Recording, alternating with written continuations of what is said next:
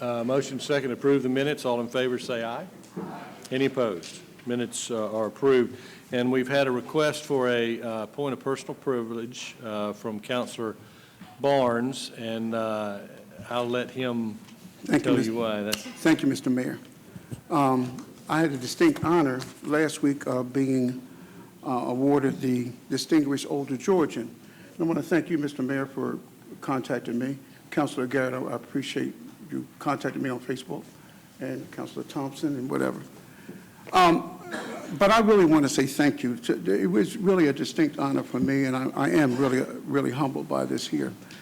And I wanted to just take the time to thank the individuals who were responsible for it. And I'd like to first of all thank the Georgia Council on Aging and Co-Age, the Commissioner of the Georgia Department of Human Services, Ms. Robin A. Crittenden. That was huge for her to take time out of her schedule. Senator Ed Harbison and Representative Calvin Smyrie for the resolutions from the floor of the Senate and the House. Ms. Katie Howard with the River Valley Regional Commission Area Agency on Aging has been such a mentor to me with senior issues. And the staff of the River Valley Regional Commission for driving up there to support me. That was huge. My sons, Claremont and Michael, for coming up there. Someone that even when we got married, when the preacher said through thick and thin, he emphasized the thin. Miss Janie Barnes for always supporting me through thick and thin, and I really hit the lotto. Really hit the lotto when she said yes. And there is someone that a lot of people on Facebook that I mentioned, a lot of people don't know. And you have to give people who are instrumental in your life credit where credit is due.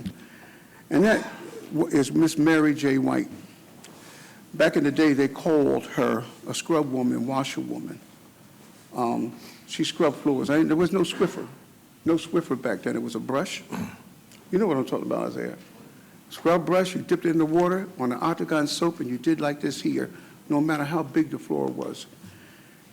She was my grandmother and instilled all the values in me. She was the oldest lady in the community and never turned anybody away. That community was rat poor. And you know, poverty does have a lot to do, Mr. Mayor, and I'm glad that we have an initiative. But what's really important is the values that are taught. Isaiah, the values in the home. We were rat poor, one of the poorest families, but she told us always to look out for our neighbors. Late at night when she came from work, she went to a neighbor's house that they were sick, the oldest woman, from sickness to family squabbles, everything. She was always available.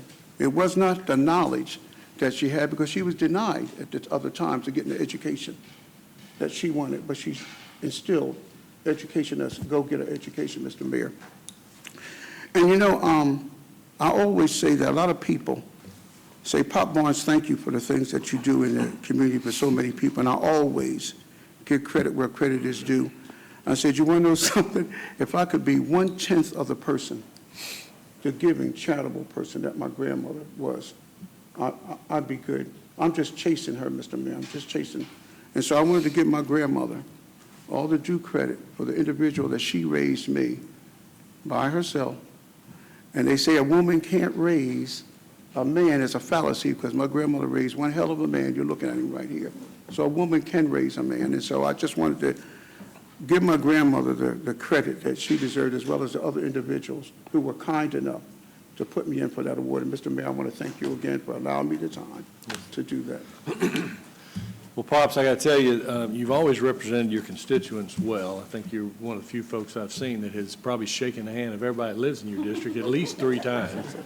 But you also represent the citizens of Columbus well, and I don't know that folks know, that award is a statewide award, and they took into account the numerous activities that this counselor has been involved in through the years.